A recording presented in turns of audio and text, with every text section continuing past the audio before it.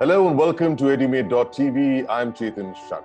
We learn to live and live to learn in what has become an unprecedented situation, an unprecedented pandemic, where a minor virus has created a major catastrophe, creating history across the geography of Mother Earth, and forcing us to reboot, rethink, reset before we rebuild our lives. And our lives, particularly in the world of health and in the world of education, where the best way forward is wisdom. Wisdom of past experience and wisdom of an insight into the future. And that's what makes this very special when we talk to the Vice Chancellors heading the higher education institutions of this country in our special program called the WISE Chancellor. Today we have a very special guest with us, Mr. Ramesh Choudhary. He's at the helm of the AP Goyal Shimla University. Thank you so much for joining us, Dr. Choudhary. What a pleasure to be connected with you. And in a way, I'm a little envious of you because here I am in New Delhi in the blistering heat and at a time when this is one of the red hot zones of coronavirus, while you are at the pristine climes and the cool weather of Shimla, where to a large extent social distancing and safety distancing is almost enforced by default. What's the update in Shimla? It's a lovely in Shimla, Himachal has an extra edge with the environment and weather. And especially with the pandemic, when the whole world has improved their environment because of this lockdown. And we are looking a significant difference in Himachal, in a significant difference in Shimla also. And of course, compared to Delhi, we are in the safe zone, thanks to the God and to the government also. Our Honorable Chief Minister, Sri Jairam Thakurji was very particular to saving the Himachal, and he take a lead. And you see still with the unlock 2, the Himachal has not been reopened. Still we are very reserved with the visitors from outside and pass is required. So that way, and our university is in very picturesque environment, and it's a lovely university having students from 28 countries and 29 states. And I am very delighted to say we all are safe, stay at the home, and looking forward and moving forward with all restrictions and limitations. Well, thank you for that reassurance, and we're so glad to hear those words. Every crisis, Dr. Choudhary, has an opportunity. Perhaps there's a special opportunity for places like Shimla on account of location and on account of the entire topography of that area. Simply because when you see most of the cases of coronavirus has hit urban India, so it may encourage students to go and study in places like Shimla. Do you see that as an opportunity for yourselves? I not only see, I realized it's an opportunity. And I'm very happy to share you, at least AP Goyal Shimla University has converted into opportunity. This pandemic, as we all know, has affected all the sections of the society, and education is the most, And as per the UNESCO report, 98% of the educational institutions are shut down, are closed, and it has affected 200 plus countries. And especially the Indian education sector, were not geared up, not ready, because still the blended learning was a very distant in the Indian education sector. But I'm very happy why I call it as an opportunity and why I call it as a blessing in disguise. Shimla University had adopted the outcome-based education system in 2019. And for achieving the outcome-based education system, we have implemented the APG. APG is basically a learning management software. Yeah. So we did as a pilot project from August 2019 to the December, where we felt the power of the LMS, we felt the importance of the outcome-based education system in higher education. And then it has been decided to implement completely. So from January, we had implemented completely all learning and teaching practices were transferred to the ADIG, which is a LMS. And once in March, all in a sudden, we were forced and we were required to close down.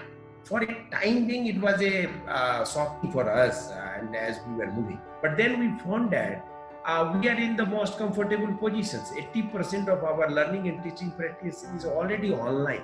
We were doing everything right from the assignment submissions to the program outcome to the course outcome. It's all were the online. So what we did, why I call it, we converted it into the opportunity, and then with the help of Google Classes and other platforms, we have been able to achieve 100% digital learning. Quite remarkable, and thank you for bringing that with that sense of humility and honesty.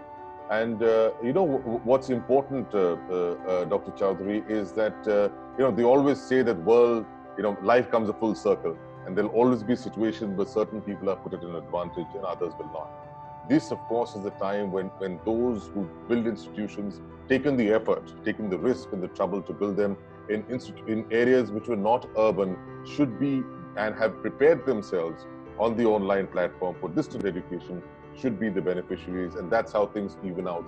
But on the other hand, there's also a bit of an apprehension, sir, and this I say, having spoken to students and parents, over the last 100 days, is that there is a hesitance to send students outside one state. One has the feeling that perhaps given the migrant labor crisis and given the impending parallel of a migrant student crisis, whether in India and abroad, parents are far more comfortable ensuring that their ward studies in the same state. If that be the case, that may be a bit of a disadvantage, particularly in a small state like yours. Do you see that being a threat at any point in time? This is a challenging time for the human civilizations, basically. And everybody is suffering with the confusion, and uncertainty is prevailing. And same with the students, their parents, the mobility of the students, migration of the students, and by and large, it will be affected. Okay. But what I understand and what I would like to convey to the parents, this is the testing time for all of us. We have to show our brave face, and how we are actually meeting these challenges is very important. And in this endeavor, even the Indian regulating bodies like UGC and other regulating bodies regulating the higher education system, they have also come up with the proposals. You see, we should understand that now technology has progressed a lot, and as the UGC is the vision, if the situation is not coming normal, till normalcy is prevailing, the online teaching will continue. And there are so many things. The government of India has initiated the SWAYAM program under the Ministry of HRD. And I'm very happy that APG SHIMLA University has been awarded local chapter of the NPTEL Center. So what I try to I convey to the parents and the students, there is nothing to be panicked, there is nothing to be worried, and you should look forward. As you have seen that in between the semester also, once this pandemic has come, we have been able to sail through.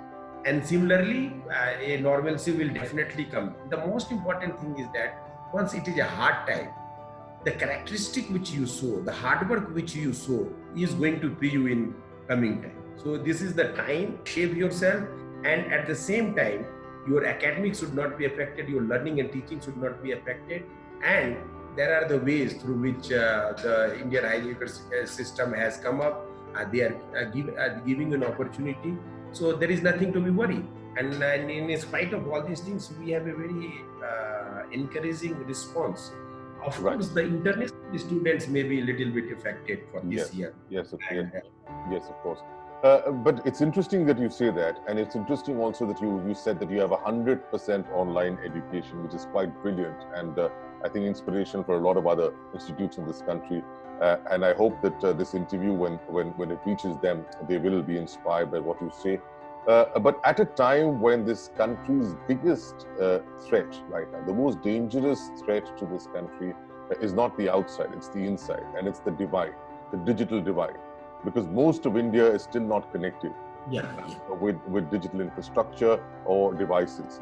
So in a scenario like that, if you have 100% online education, I mean, are you also suggesting that your students are from a particular strata of society, which is an affordable strata of society, and you're not catering to the lesser part of society? Is that a part of your strategy? Or you've ensured that those from a lesser part have actually been provided with devices? How does it work? Especially country like India, where haves and have-nots are still there. Means, not everybody is leveraging the digital learning, and it's not practically possible. University like us may say, but there are a lot of educational institutions they are facing problems. But my answer is that I tell you, I have learned about a very good experiment done by Chhattisgarh government, and for the school education they have done, where the students are living in rural areas and they have a problem of the smartphone, they have a problem of the bandwidth, internet connectivity. And what has happened that through voice messages, the classroom lectures were recorded, and this experiment has worked to some extent. But Chetan, I will like to tell you, once we are saying that we have been 100% achieved the digital learning, and that means that we have tried to minimize the academic loss. I'm a teacher basically, and I cannot say that digital mode and that the digital divide which you are talking is a substitute of the contact hours, is the substitute of the real class. What I see that education system, business enterprise is going to evolve where the things will be blended. And what will happen that like we are meeting today virtually, but it cannot be actually give the studio feeling. So for the time being, it may work, and we should think always that it will be a mixed one. It will be a blended kind of the things. So there are other things also. There are so many tools has been developed. Like podcast I am talking you is a very good means where the digital divide and other things we are talking, through which we can reach to the school children or children who are living in the rural area. So if there is a will, there is a way, I still believe.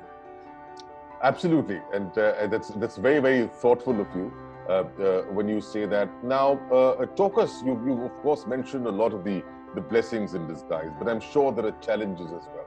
Talk us through the unique challenges for Shimla University. Unique challenges is like that once we were talking all this technology, but we didn't have a manpower trained or suitable or faculty development programs we were doing, and we were talking about the subjects matter, we were talking about the soft skills and other things, but we were never talking about the acceptability of the technology and other things.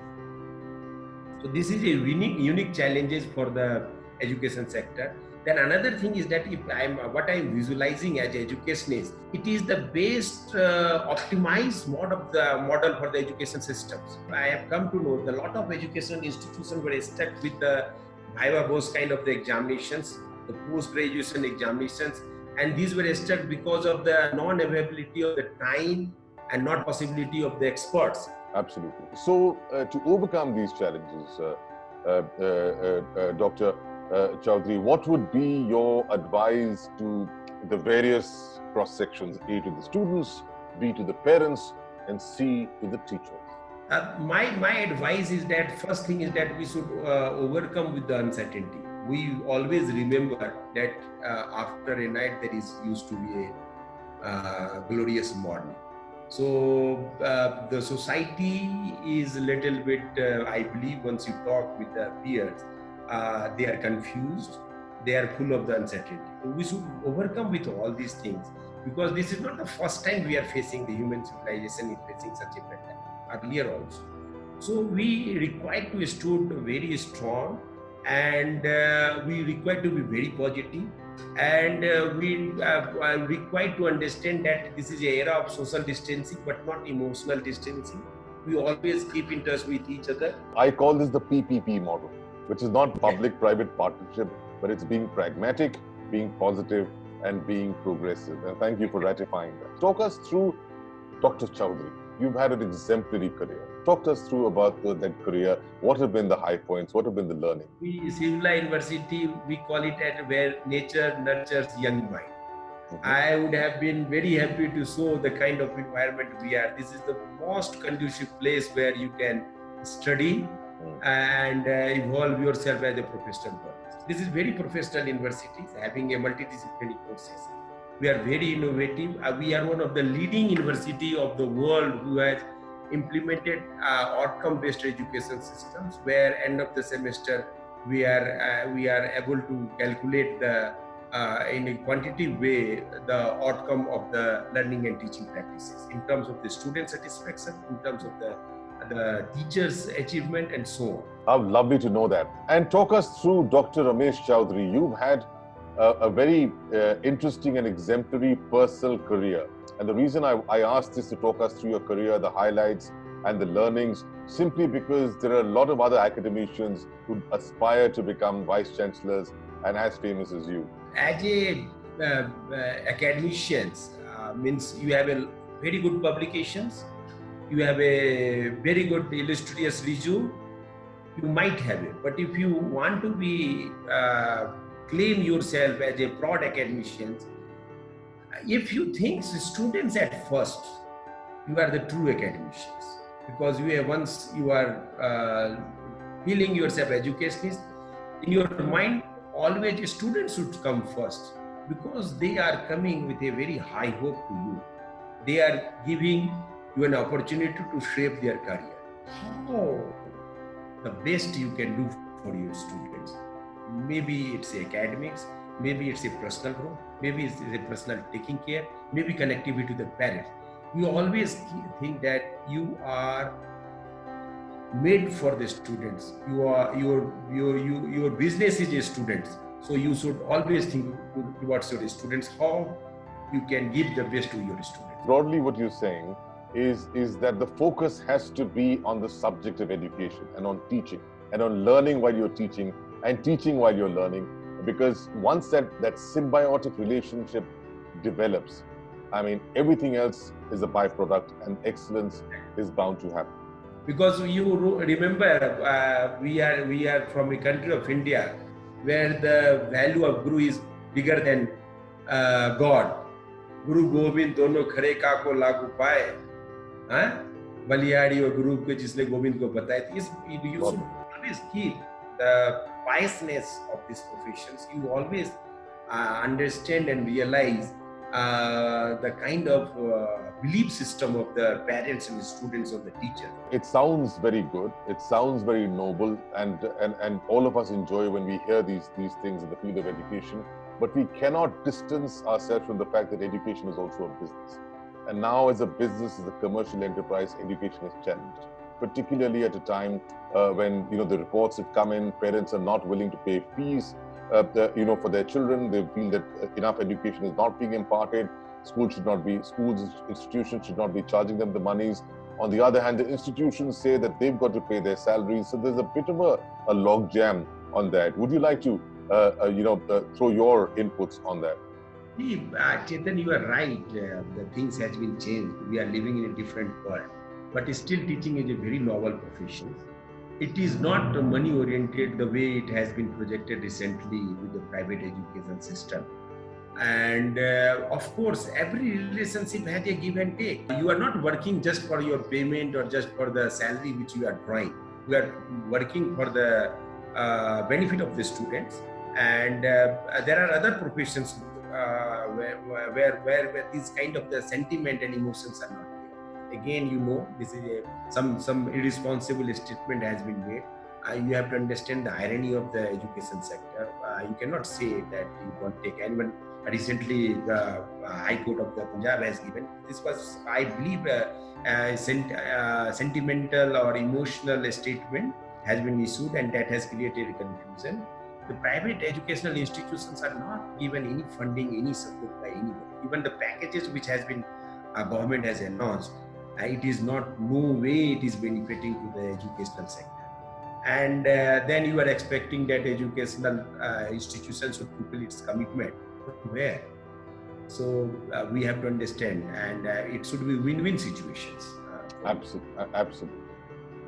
EduMate has a very nice endeavor, I believe, where actually we are connecting with the educational leader and talking and understanding the challenges and the way the educational sector has basically encountered this pandemic.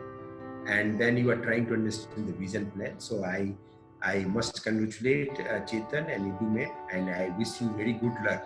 And I highly appreciate your initiative. The kind of the questions you have raised is really appreciable.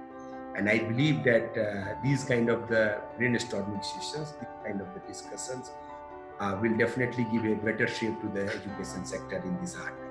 Thank you, Chetan.